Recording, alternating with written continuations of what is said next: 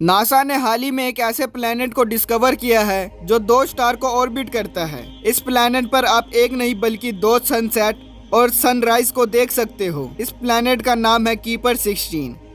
اسے ناسا نے 15 ستمبر 2011 کو ڈسکور کیا تھا اور اسی پلانٹ کا قرآن کی سورہ المعارج میں ذکر ہے۔ تو مجھے تمام مشرقوں اور تمام مغربوں کے رب کی قسم، بے شک ہم ضرور قادر ہیں۔ قرآن میں سورج سے ریلیٹڈ یہ انفارمیشن بہت ہی کمال کی ہے۔ سورج میں 92% ہائیڈروجن اور 8% ہیلیم ہوتا ہے۔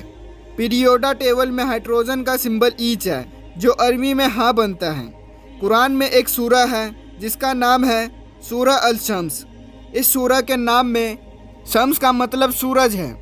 اس پوری میں 15 آیت ہیں اور ہر آیت کا ہاں لفظ پر ختم ہوتی ہے۔ یہ قرآن کی واحد ایسی سورہ ہے جس کی ہر آیت ہاں لفظ پر ختم ہوتی ہے۔ یہ سورہ قرآن کی 91ویں سورہ ہے اور آپ حیران ہوں گے کہ سورج بھی یونیورس کے بننے کے 91 ملین ایئر بعد ہی بنا تھا اور زمین اور سورج کے درمیان کا کم ترین فاصلہ بھی 91.4 بلین مائلز ہے جو کہ اس سورہ کا نمبر ہے۔ یہی نہیں، زمین اور سورج کے درمیان کا ایوریج ڈسٹینس 15 کروڑ کلومیٹر ہے اور اس سورہ میں ٹوٹل آیت بھی 15 ہے۔ اسی طرح سورج کے کور کا ٹیمپریچر بھی 15 ملین سیلسیس ہے، بالکل جتنی کہ اس سورہ کے ٹوٹل آیت ہیں۔ کیا کمال ہے! 1915 میں آئنسٹائن نے جنرل تھیوری آف ریلیٹیوٹی کو لکھا تھا کہ اس تھیوری سے سائنٹسٹ نے یہ ڈسکور کیا کہ اسپیس کو موڑا بھی جا سکتا ہے، یعنی کہ اسپیس بینڈ ہو سکتی ہے۔ یہی بات اللہ نے سورہ الانبیاء میں بیان کی ہے۔ یاد کرو، جس دن ہم آسمان کو لپیٹیں گے جیسے فرشتہ نامہ اعمال کو لپیٹتا ہے، ہم اسے دوبارہ اسی طرح لوٹا دیں گے جس طرح ہم نے پہلے بنایا تھا۔ یہ ہمارے اوپر ایک وعدہ ہے، بے شک ہم ضرور یہی کرنے والے ہیں۔ 2006 تک انسانوں کا یہی ماننا تھا کہ انسانوں کے بال سفید صرف بڑھاپے میں ہی جا کر ہوتے ہیں، لیکن قرآن نے 1400 سال پہلے ہی بتا دیا تھا کہ انسان اپنے بال شوق کی وجہ سے سفید ہو سکتے ہیں۔ پھر اگر تم کفر کرو گے تو اس دن سے کیسے بچو گے جو بچوں کو بوڑھا کر دے گا؟ اس کے علاوہ یہ سیکریٹ بھی کمال کا ہے۔ جب ایسٹروناٹ اسپیس میں جاتے ہیں تو اسپیس ان کی آنکھوں کی ویژن کو بلر کر دیتی ہے اور وہ ڈیپتھ پرسی نہیں کر پاتے۔ اسپیس کئی ایسٹرولوجر کی آنکھوں کو افیکٹ کرتی ہے۔ قرآن نے اس کا سورہ ہجر میں ذکر کیا ہے، اور اگر ہم اس کے لیے آسمان میں کوئی دروازہ کھول دیتے تاکہ دن کے وقت اس میں چڑھ جائے، تب بھی وہ یہی کہتے کہ ہماری نگاہوں کو بند کر دیا ہے۔ سائنٹسٹ نے یہ ڈسکور کیا ہے کہ انسان کی ہڈیاں موت کے بعد پتھر اور لوہے میں بدل سکتی ہے۔ اسے پیریٹائس فوسلس کہا جاتا ہے۔ اس کا ذکر قرآن نے 1400 سال پہلے سورہ الاسراء آیت نمبر 49 میں کیا ہے، اور انہوں نے کہا، کیا جب ہم ہڈیوں اور ریزہ ریزہ ہو جائیں گے تو کیا واقعی ہمیں نئے سرے سے پیدا کر کے اٹھایا جائے گا؟ تم فرماؤ گے کہ پتھر بن جاؤ یا لوہا۔ یہ جان کر آپ حیران ہو جاؤ گے۔ کیا آپ کو پتا ہے کہ فیمیل اسپائڈر بچے پیدا ہونے کے بعد میل اسپائڈر کو مار کر پھینک دیتی ہے، اور پھر کچھ وقت بعد جب بچے بڑے ہوتے ہیں تو وہ اپنی ماں کو مار کر پھینک دیتے ہیں؟ یہ دنیا کا سب سے برا گھر ہے۔ اسے بھی قرآن میں بیان کیا گیا ہے۔ جنہوں نے اللہ کے سوا اور مددگار بنا رکھے ہیں، ان کی مثال مکڑی کی طرح ہے جس نے گھر بنایا، اور بے شک سب گھروں میں کمزور گھر مکڑی کا گھر ہوتا ہے۔ کیا اچھا ہوتا ہے اگر وہ جانتے۔ اسی آیت میں یہ بھی بتایا گیا ہے کہ فیمیل اسپائڈر گھر بلڈ کرتی ہے، نہ کہ میل اسپائڈر۔ لیکن انٹرسٹنگ بات یہ ہے کہ کافی ٹائم تک سائنٹسٹ کا یہی ماننا تھا کہ میل اسپائڈر گھر بلڈ کرتے ہیں، نہ کہ فیمیل اسپائڈر۔ لیکن ہمیشہ کی طرح قرآن سچ نکلا، اور اب سائنٹسٹ بھی قرآن سے فلی ایگری کرتے ہیں۔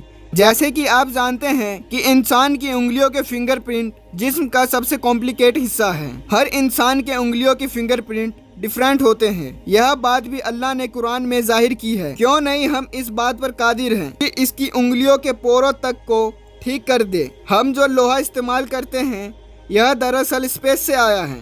آج سے ہزاروں سال پہلے لوہا میٹیئروں کے ذریعے زمین پر آیا تھا، جو ایک سائنٹیفک فیکٹ ہے، اور یہ بات قرآن نے 1400 سال پہلے ہی ظاہر کر دی تھی۔ اور ہم نے لوہا اتارا جس میں سخت لڑائی کا سامنا ہے اور لوگوں کے لیے فائدے ہیں۔ اللہ نے سورہ الانعام میں بیان کیا، اور جسے اللہ ہدایت دینا چاہتا ہے تو اس کا سینہ اسلام کے لیے کھول دیتا ہے، اور جسے گمراہ کرنا چاہتا ہے اس کا سینہ تنگ بہت ہی تنگ کر دیتا ہے۔ گویا کہ وہ زبردستی آسمان پر چڑھ رہا ہے۔ اسی طرح اللہ ایمان نہ لانے والوں پر عذاب مسلط کر دیتا ہے۔ اس آیت پر غور کرو، یہاں لکھا ہے اس کا سینہ تنگ بہت ہی تنگ کر دیتا ہے، گویا کہ وہ زبردستی آسمان پر چڑھ رہا ہے۔ 1400 سال پہلے یہ کس کو پتا تھا کہ جب انسان آسمان پر چڑھتا ہے تو آکسیجن کم ہونے کی وجہ سے اس کا سینہ ٹائٹ ہو جاتا ہے۔ یہ آپ کو پتا ہے کہ سمندر کی کور تک سن لائٹ نہیں پہنچتی۔ سن لائٹ سمندر میں 200 میٹر تک ہی پہنچ سکتی ہے۔ لیکن اگر یہ سچ ہے تو پھر سمندر کے ڈیپ میں جو جانور ہیں وہ آخر کیسے زندہ رہتے ہیں؟ اس کے بارے میں قرآن میں اللہ کا فرمان ہے کہ اللہ سمندر میں وہاں بھی روشنی دیتا ہے جہاں انسان اپنا ہاتھ نہیں دیکھ سکتا۔ سائنس نے یہ ڈسکور کیا ہے کہ سمندر کے ڈیپ میں ایسے آرگینزم ہوتے ہیں جو لائٹ پروڈیوس کرتے ہیں۔ انہیں باچول مینسیٹ کہا جاتا ہے۔ ہم جو پانی استعمال کرتے ہیں یہ دنیا کا پانی نہیں ہے۔